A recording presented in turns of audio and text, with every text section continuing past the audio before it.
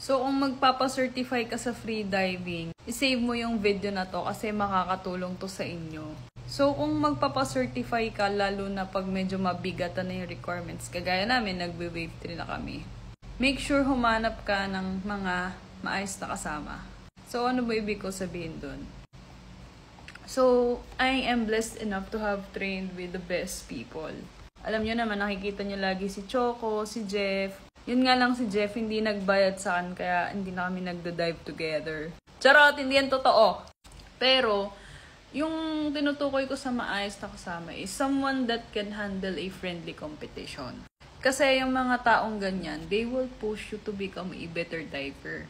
And make sure, sa sarili mo, okay din sa'yo yung friendly competition. Kasi pag ikaw personally sa sarili mo, inggit ka sa success ng iba, pag pumipibi, tapos ikaw stuck, doon ka magkaka-issue kasi parang hindi magiging masaya yung dives nyo.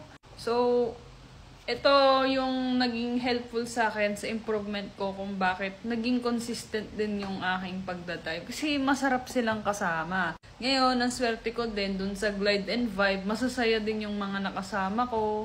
Then ngayon sa Alab, ayos din yung mga kasama ko, mababait sila. Isipin nyo yung attitude ng mga makakasama nyo. Yung happy sila na happy din kayo pag nakakakuha kayo ng mga personal best.